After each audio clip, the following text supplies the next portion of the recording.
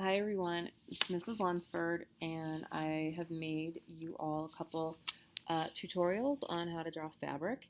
So let's get started.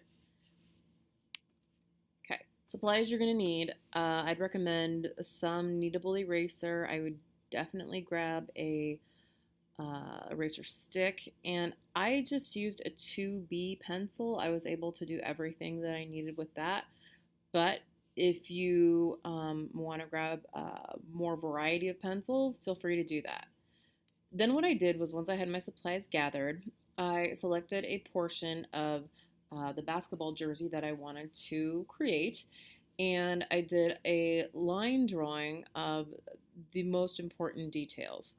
Drawing fabric is tricky because it can be very hard to decide what lines that you want to include. So what I did was I included what I felt like were the major um, sort of milestone markers, I guess, so I could kind of keep track of where I was as I began to shade the white area of the jersey, the kind of that shiny area. So this is kind of the up close of what I'm trying to achieve. You'll also notice that my drawing is not perfect. So again, a drawing, again, is not a photograph. We're just doing our best. All right, so once I had my drawing completed, then I began working on my far left side since I am right-handed. And if you are left-handed, do the opposite. So I started by just adding a dark value, and I gradually built that up. And I know it's hard to tell in this slide, but you can tell maybe a little bit better in this slide that although those black stripes are going to be dark, there is a variety of different levels of darkness in those black stripes because light is going to hit that in certain areas. So biggest mistake people can make is just to take something that's black and just shade it all in one flat black color, and that's not going to look correct. So make sure that you are looking for lights and darks within those black areas, and same with the white areas. Okay, this slide is showing essentially where I began as far as kind of that shiny white area on the jersey. Again, I'm starting up in my upper left-hand corner, and I'm just building as I go. So I started to kind of look for what I sort of felt was kind of a major shadow shape. That shape, it's sort of squarish, but it's not going to have an edge like a sharp, hard, clean edge.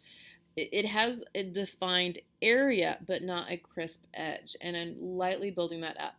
And I'm also trying to decide how dark I want that. And once I have that done, that is going to end up being the darkest value on the white part of the fabric. So you can kind of see where I started. From there, I just continued on, and I just paid attention to the lights and darks as they faded out. Again, really no really defined shapes. I'm just paying attention to how those the light areas and the dark areas kind of gradually kind of go in and out, and where I need it to remain really light, I'm just leaving that the plain white of the paper. Some areas I'm not having any pencil on at all. Okay, there's more of that. All right, in this area right here, as I just stated, I didn't lay down any graphite, any pencil, so that is just going to be the white of my paper. But again, I'm just kind of gradually looking for lights and darks and just really gradually building it up. You'll notice here, some of the areas just look like little blobs of value. It does look abstract as you're beginning to shade fabric, but it will all come together and make sense in the end. Okay, this area right here would be, in a lot of fabric, you're going to have very definite folds. And in this piece of fabric, this was the only crease that I really saw that had a really clean edge. So where that fabric folded under, that became an edge. And on one side of that edge was a lighter value. And then as that fabric turned under and reappeared, it reappeared with a cast shadow on it that helped to create a really clean, crisp edge in that area where the jersey kind of folded under. Again, I am building up my dark values, but it is, again, I'm not just kind of looking at it and just saying, okay, that's dark, that's black. I'm still really paying attention to my light and my dark values. Okay, just kind of more of that, just kind of continuing to build up and really double checking where I'm having those really subtle value changes. All right, as I begin the lettering, and this is another mistake people make. Um, don't look at the lettering and say, oh, that's just two colors. That's not, it is, but it isn't. First of all, you need to figure out how light or dark you want that red to be, and red's tricky. It's going to fall in the middle of the value scale. Yes, and then the interior of the letters is black. However, it's not just going to be a flat black. So as you kind of go along, you're going to make sure you have really crisp, clean edges around those letters, and make sure the letters kind of wave and flow with the fabric. But you're also going to notice that, even within the letters of the red and the black, there's going to be variation. There's going to be lights and darks. And then that's our finished product. So not perfect, but I think it represents fabric. I think it kind of gives you the idea that is a piece of cloth. So let's go on to the next part. Okay, this is part 2 on drawing fabric. And one thing I want you guys to understand as you're looking through this is that fabric is not one shape. It doesn't, it basically, it takes on the form of how it falls, what it's draped over, what it's crumpled up into. It's not one specific shape. So here's how I started this one again. I just started with a really light line drawing. And in this piece of fabric, you're going to see a lot more defined edges. So really you're looking for edges where that fabric folds, turns. You're going to see edges where there's cast shadows. And then you're also going to have areas that gradually go from light to dark. And seeing those areas is the key to drawing fabric. So once I had it started, I essentially just kind of started again on my left hand side. Since I am right-handed, I don't want to smear my drawing as I go. And I simply just found that first shadowed area. To me, that looks like it has a really defined area, so I filled that in.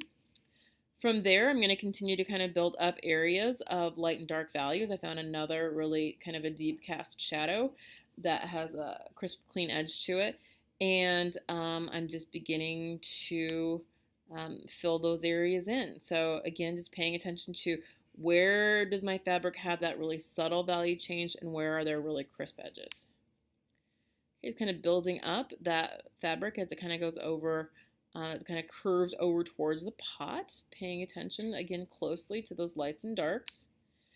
Continuing to build that up. Now on this slide, I'm kind of working on that cast shadow that's coming from the piece of pottery.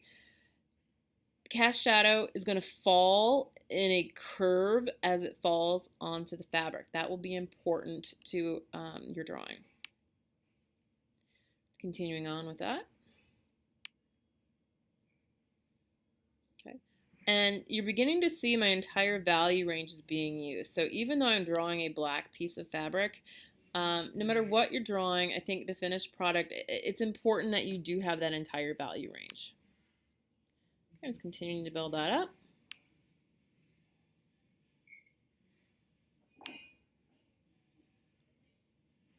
For this, also, I think it's important to mention that I use mainly just the side of my pencil. The only time I really used the tip of my pencil was when I needed to create an edge. And the finished product. So drawing fabric isn't as tricky as you might initially think. Take your time, just really look, and all it is finding the areas that have edges versus areas that have that gradual transition between light and dark. Good luck, you'll do great, and I can't wait to see your drawings.